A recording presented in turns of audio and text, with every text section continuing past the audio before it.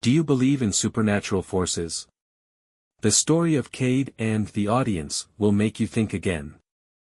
My son, Cade, is smart. He's only 6 years old, halfway through the first grade, and he's already begun reading books that even I struggle to get through. He's a sharp kid, but he has some quirks. And, listen, all kids have quirks.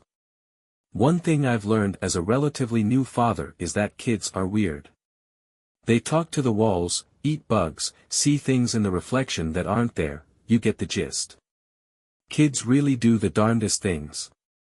But recently, my son has reached a new level of oddity. One that is out of my jurisdiction as the oblivious, goofball dad who still makes hot dogs for every meal.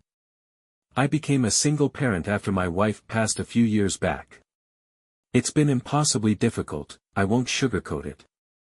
Being the sole caretaker of Cade has been the single hardest thing I've ever had to do next to attending my wife's funeral.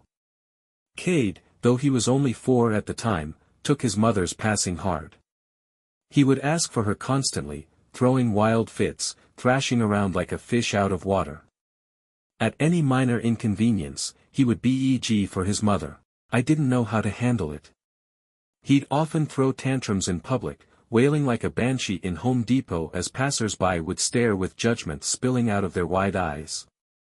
I felt utterly helpless. All I could do was attempt to calm him in a hushed tone, promising that Daddy was there to help him. But Daddy was not enough. Every child needs their mother. I remember wishing I had the funds to take Cade to see a child psychologist or at least a licensed medical professional. I work in construction and barely make enough to pay each month's rent, let alone provide healthcare for my poor son. Looking back now, I should have downsized so I could afford it. Cade's explosive fits continued until about a few months ago. These tantrums would occur every other day, if not daily. Then, suddenly, they dwindled to once a week. Then after another month, none at all.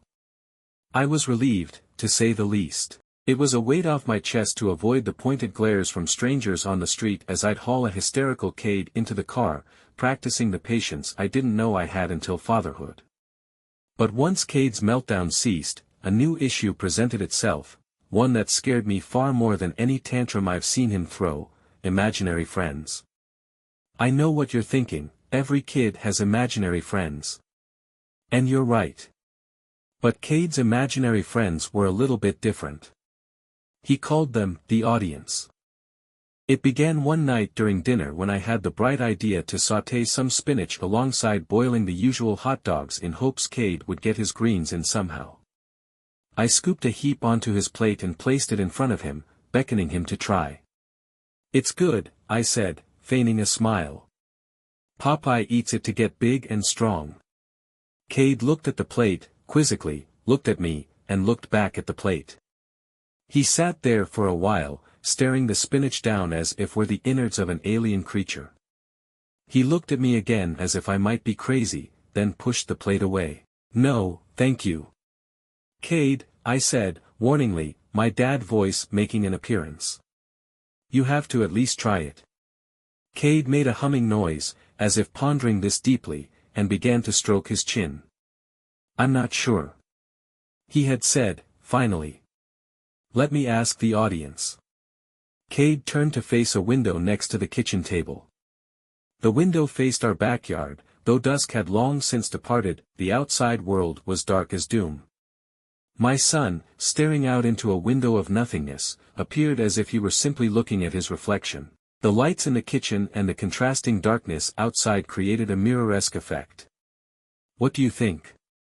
There was deafening silence for a moment. I arched an eyebrow, waiting for the imaginary response from this mysterious audience. It was the first time I'd heard him mention them.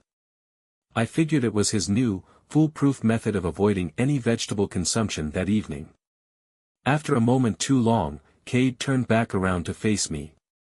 "They said no." I scoffed and gestured to his plate, once more. "I'm sure they did. Now, go on. Have a bite." "No, I can't. I'm not allowed," he said again. "Cade. Knock it off. Please eat your spinach." No, Daddy. They said no. I had assumed he would whine like he usually did when he didn't get his way. But this time, his tone sounded different. Desperation clung to his voice as if he were begging me to understand. I dropped it. I was too tired to fight him. He went to bed with a belly full of hot dogs unaccompanied by sautéed spinach. Unfortunately, the audience wasn't as easy to get rid of as a plate of boiled hot dogs. The following week, Cade's imaginary friends made an appearance once again. I was trying to get Cade in his pajamas for bedtime. The usual routine went: pajamas, teeth brushing, bedtime story, lights out. Always the same order. But tonight was different. Cade decided to brush his teeth before changing into his pajamas. "What about PJs, buddy?" I asked him, curious about his change in routine. He had been doing this bedtime routine the same way since before my wife passed. I imagined the routine was comforting to him, reminding him of when my wife was still around, which is why it was so odd that he had decided to switch things up suddenly. "The audience told me to do it this way now," he replied with a mouth full of toothpaste froth. There they were, again. The audience.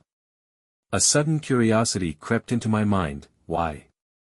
Cade glanced at his open bedroom window quickly. "I don't know. They just did."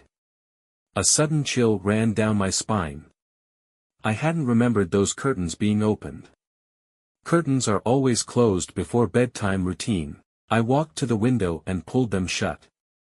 After story time, when it was time for lights out, Cade refused to let me touch the light switch. "Dad, the audience wants the lights on." Cade cupped his tiny hands over the switch against his bedroom wall, creating a makeshift barrier, refusing to budge. I rolled my eyes. "Nice try, Cade. But the audience doesn't get to decide the rules." Fear flashed on Cade's face as he snapped his head to look at me, wide-eyed. "Don't say that, Daddy." His calm tone was eerie, and I took a step backward. "Cade, please. You can't stay up all night just because the audience told you to." "Yes, I can," Cade responded, his voice low. He was staring at the window, curtains closed and all. At this point, I was thoroughly unnerved, if I'm being honest. Something in my gut was telling me these imaginary friends were not very friendly. Not just an excuse to get out of vegetable eating, but an excuse for Cade to be up to no good. Even still, I had paternal duties to attend to. "Well, tell the audience to say goodnight." I scooped Cade into my arms despite his pleas and tiny fists of rage. I placed him gently on his bed and made my way towards his bedroom door, flicking the light switch off, signaling he had no choice in the matter. The lights in Cade's room remained on. I stopped in my tracks, spinning around, trying the switch once, twice, 3 times again. The lights didn't turn off. The switch must have been broken somehow, I thought. Despite my rational explanation for the phenomenon, the panic that began to bubble in my chest did not subside. "You're sleeping with me tonight." The next morning, the light switch started working again, and I was able to exhale the breath I hadn't realized I had been holding. But that feeling of relief didn't last long, as the week that followed was filled with even more peculiar coincidences. I say peculiar, but I think a more suited adjective would be horrifying. On Friday, Cade said the audience doesn't want him to go to school. I get a flat tire on my way to drop him off. On Monday, Cade says the audience doesn't like Jacob because he hogs the soccer ball during recess. On Tuesday, Jacob falls and breaks his arm. He'd be out of school for 2 weeks. On Thursday, Cade says the audience doesn't like Mr. Teddy, Cade's favorite stuffed animal, anymore. Mr. Teddy is found slashed open from the belly up, fluffy guts spilling from his abdomen. But that feeling of relief didn't last long, as the week that followed was filled with even more peculiar coincidences. I say peculiar, but I think a more suited adjective would be horrifying. On Friday, Cade said the audience doesn't want him to go to school. I get a flat tire on my way to drop him off. On Monday, Cade says the audience doesn't like Jacob because he hogs the soccer ball during recess. On Tuesday, Jacob falls and breaks his arm. He'd be out of school for 2 weeks. On Thursday, Cade says the audience doesn't like Mr. Teddy, Cade's favorite stuffed animal, anymore. Mr. Teddy is found slashed open from the belly up, fluffy guts spilling from his abdomen. After a few minutes of feeling consumed with guilt, I started towards his room to apologize. I stood in front of the doorway for a moment, preparing myself for a long apology when I heard Cade's voice. He was talking to himself in his room. Well, he was speaking to someone but I heard no response. But I don't want to do that, I heard him murmur. I love my daddy. I walked into Cade's room the second I heard him referring to me and he looked spooked, like I had caught him with his hand in the cookie jar. He was positioned by the window, kneeling, facing the blackness of the night beyond. I could have sworn I saw something moving by the window, a figure cloaked by the lightless sky. Cade. I said, slowly. Who are you talking to in here? Cade didn't respond. Instead, he got to his feet, arms hanging by his sides, and dramatically flopped onto his bed, face pressed into the mattress. This was Cade talk for, get the hell out of my room. Though I was still fixated on the window, exposed by the open curtains, I snapped out of my trance to focus on my priorities. Cade, I say softly.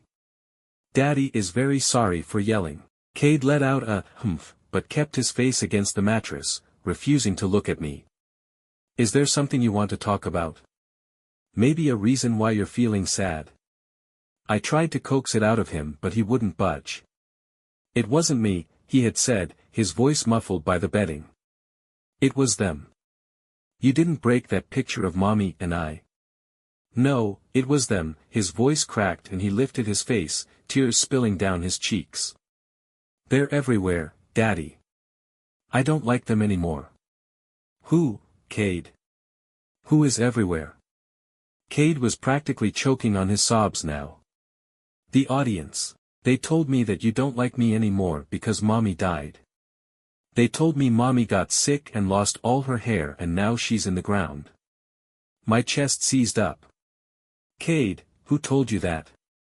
I had never told him his mother had gotten cancer. I rarely ever speak of her passing, for that matter.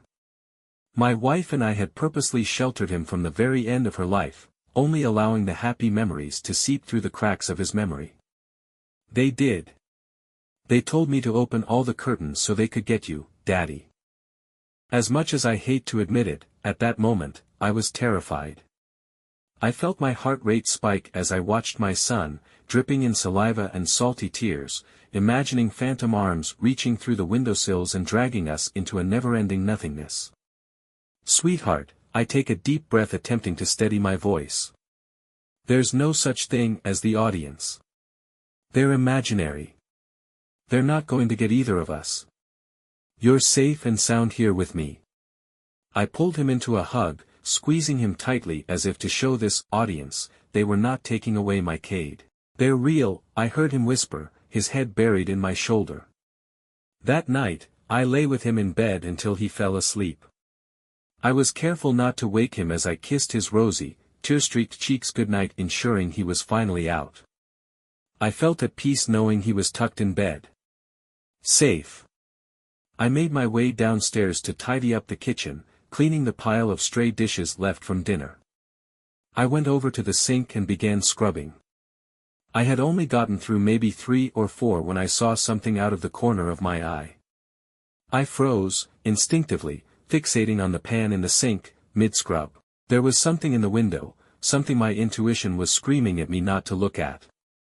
It was peeking at me, rising slowly into my peripheral vision.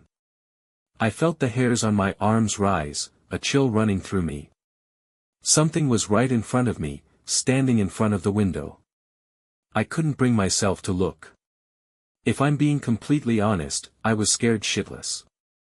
I could feel it staring at me, its eyes burning into the top of my head. I was afraid that if I acknowledged it, it would truly and entirely exist. In my motionless trance, I felt them begin to appear. They were all around me. Their presences, one by one, being made known in front of every window of the house. This was their debut.